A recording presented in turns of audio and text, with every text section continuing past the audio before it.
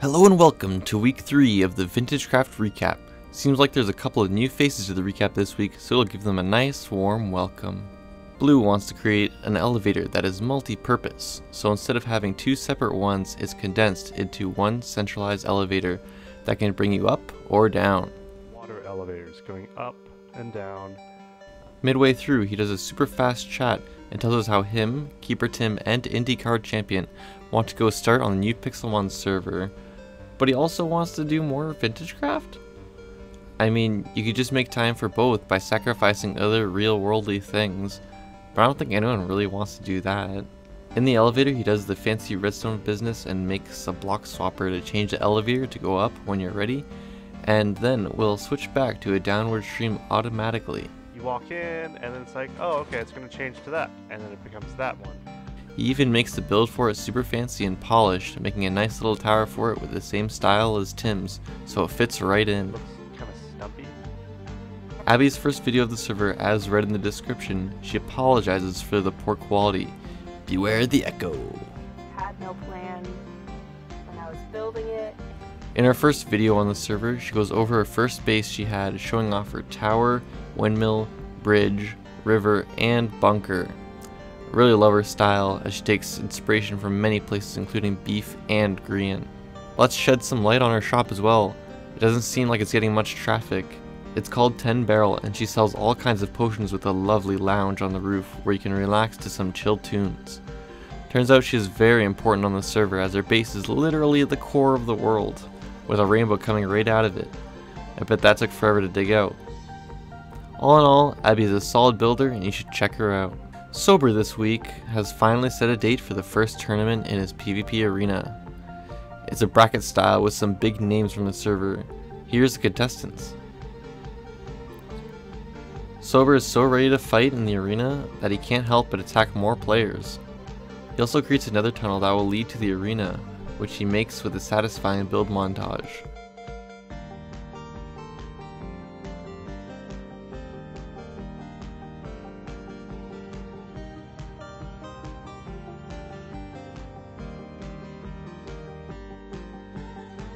Then he has a little testing tournament and trash talks beef a little, because that's the only natural thing to do is trash talk beef.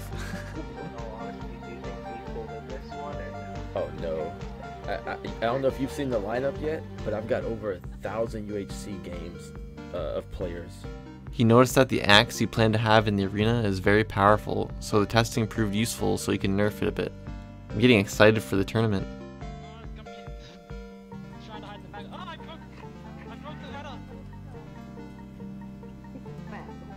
Yeah, I like your tactics. Although Silver does have the high ground. Oh. A Siebes Flicks original. Siebes decides to create something in the Skyscraper district, creating a CN Tower inspired building, and thinks about charging people to view the area from the top. But he thinks no one would use it because most people can in fact fly. So I think his worries are just. Then he takes us to the mall and buys some materials for his tower, including black concrete and sea lanterns. He seems to be struggling with elytra and being pretty vulgar as he drops some materials and then proceeds to suicide in anguish. Soon after, he does a jump cut to show us the progress, but he already finished the whole thing. Captain Richie attempts to trick me into thinking he's not on the Vintagecraft server by saying his internet is out, so he starts a single player world, then cuts to the actual server to do ABBA with Spanky in the resource world. Spanky sounds like he's gonna fall asleep the whole time, and they tell each other stories as they compete for the most resources. Silk touch. Okay. Earlier. Watching Richie is very scary. He does very questionable things, and I'm surprised he doesn't die more often. This is why I don't like fire aspect on my swords. And the winner is... And you're looking at the winner. The winner is a horse?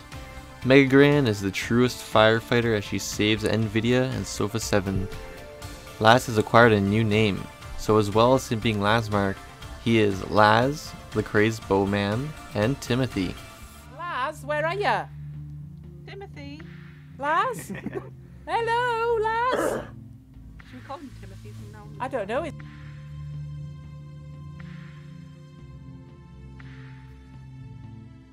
He's just a man of many names. As NVIDIA describes his path to be saved, he warns that others should not fall in, and lo and behold, Sofa just jumps right in. I think she was too excited to save him. Is there no lava there? You don't feel. She's fallen! With a successful rescue mission, they go to save Sofa, this time who has fallen in on a separate occasion. Mega Gran, fully ready to jump right in and save the day, decides to take his supervisor role and watch the entire mission from above.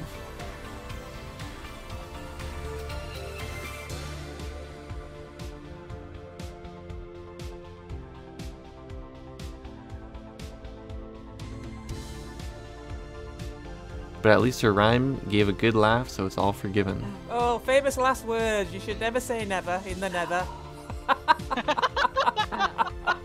Timothy? Timothy!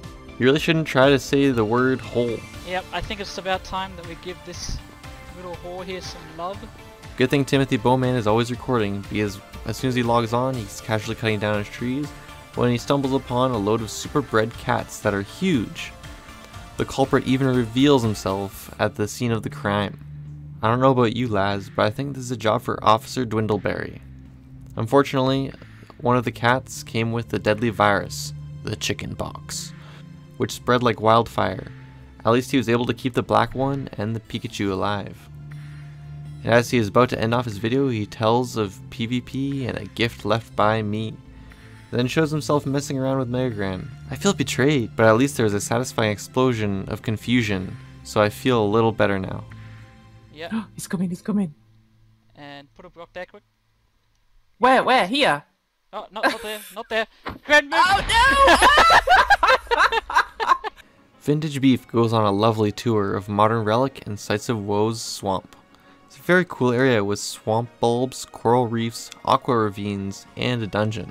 Then he goes to his lily pad 2.0 and works on the little gardens filled with flowers. And he makes them look really cute too. Oh Beef, you broke the rules of engagement. When someone has a ransom, you're supposed to pay it off. This is how wars start. He then sees a sign directly where his cat is supposed to be held, but doesn't read it. Too bad though, because the cat is moved somewhere else by an unknown assailant. Unable to find his cat, he goes to his shop to see the shulker I left to raise money in order to get his cat back, and takes it all, as well as the shulker box. Those diamonds are for a purpose, Beef. Don't be selfish. Then he takes the ender chest that was left there saying, There's not supposed to be an ATM because everything is free, Taz. But Beef, you don't understand. Some people might want to store items in there that they want to contribute to the station, but they can't get them out because there's no ATM in there for them to use. Finally, he gets his cat back after a glitch where it randomly teleports back to him, effectively starting a war to come.